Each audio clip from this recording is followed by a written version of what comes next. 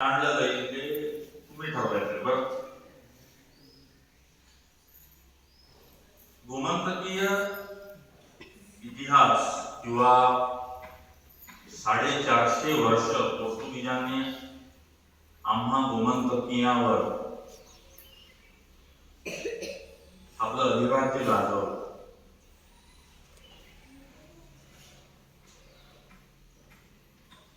आपण स्वातंत्र्य विषयक अनेक गोष्टींना किंवा इतिहासाला उजाळा देत असताना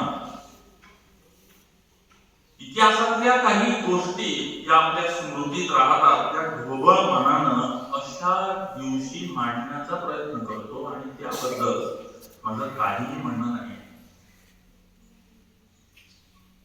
होतंय काय, जेव्हा भारतीय परिप्रेक्ष्यामध्ये आपण गोमंत भूमीचा आणि गोमंतकाचा विचार करतो त्यावेळी गोमंतकीय स्वातंत्र्य लढ्याच्या इतिहासापासून आपण कुठेतरी दूर जात चाललोय का अशी एक भीती मनामध्ये उत्पन्न होते.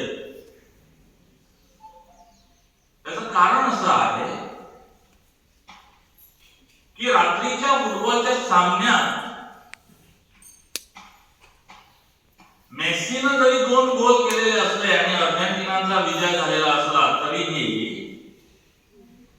त्या अर्जेंटिनाच्या विजयापर्यंत त्यांना नेण्यामागे बाकी 9 खेळाडू होते किंवा 10 खेळाडू होते हे आपण अनेक वेळा विसरतो. उदो मेसीचा होतो, बाकीच्या खेळाडूंचा त्या मानानं कमी होतो.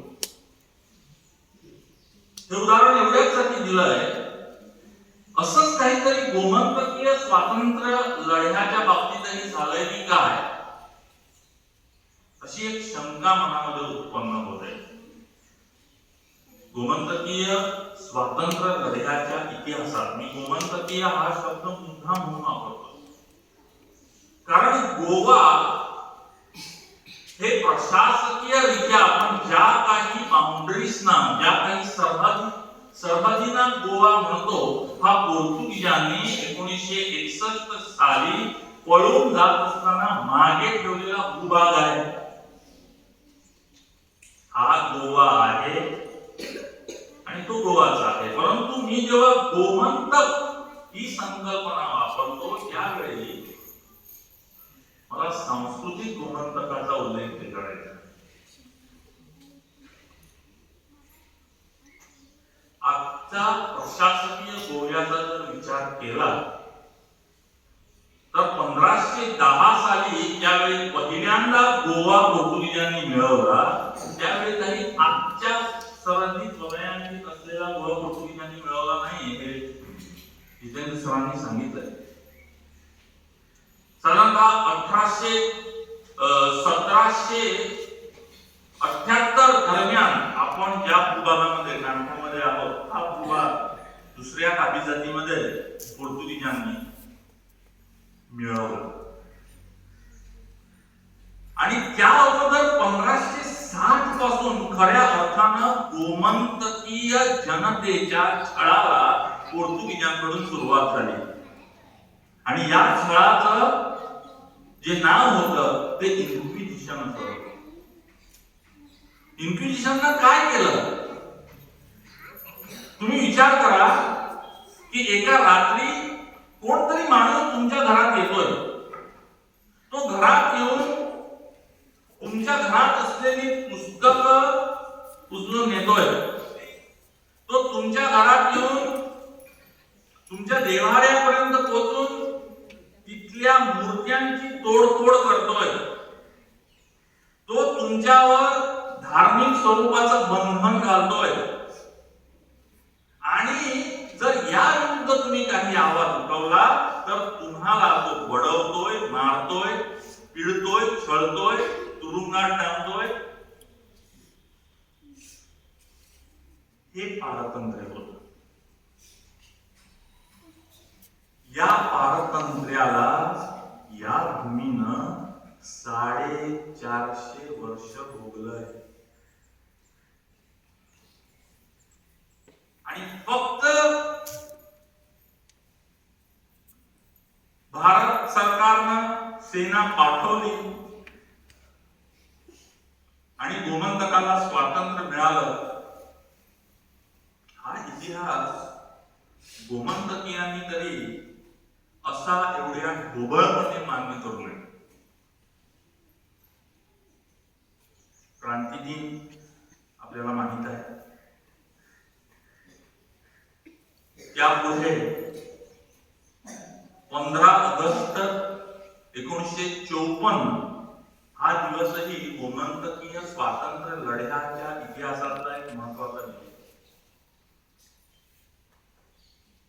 एक मोर्चे बांधणी होते,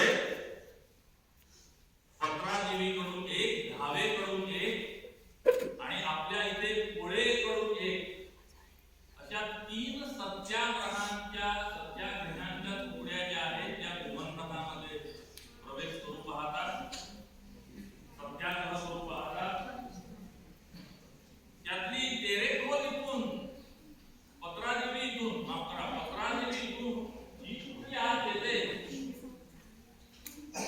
त्या तुकडीतील लोकांवर अक्षरशः गोळ्या झाडल्या जातात आणि कर्नल बनीसिंग पाल नावाचा एक 25ला नुकताच विवाह झालेला तरुण त्या दिवशी मारला जातो.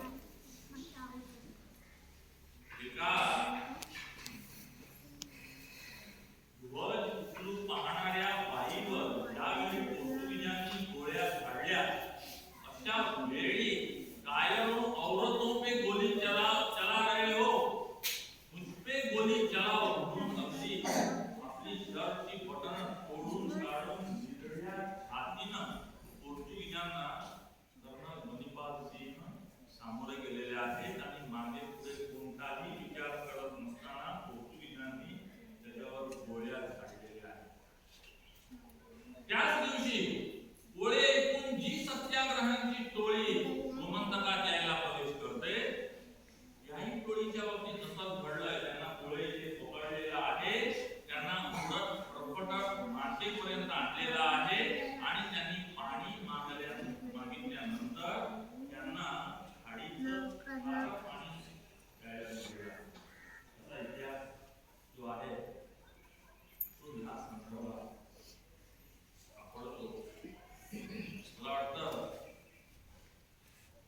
असं मी सूचना करतो की गोमंतकीय इतिहास, गोमंतकातल्या ज्या काही वीरपुरुष आणि वीरांगना यांच्या संदर्भातलं एखादं व्याख्यान 19 डिसेंबरच्या पूर्वसंध्येला विद्यालयांना आयोजित करावं.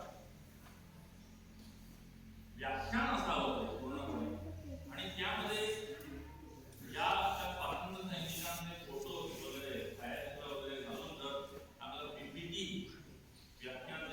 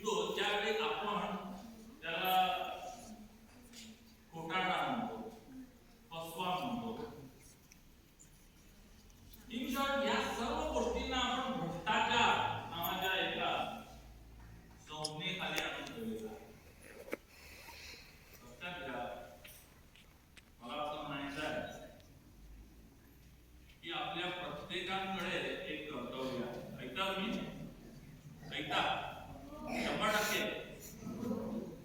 आपल्या प्रत्येकाला एक कर्तव्य दिलेलं आहे आणि या क्षणी माझं जे कर्तव्य आहे ते कर्तव्य जर मी व्यवस्थित केलं नाही तर माझ्यामध्ये मी भ्रष्टाचार केला. तुमच्या ठिकाणी असलेलं आजचं कर्तव्य हे चांगला अभ्यास करणं, चांगलं ज्ञान मिळवणं, चांगली विद्या अर्जित करणं, समाज जाणणं, जागरूकपणे अवतीभोवतीच्या गोष्टींचं निरीक्षण करणं, विद्यावंत होणं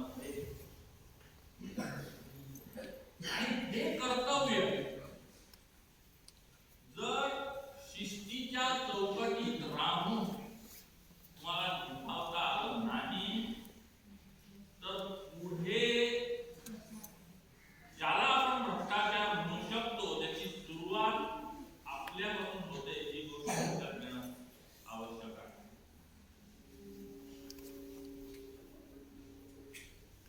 वेगवेगळी क्षेत्र आज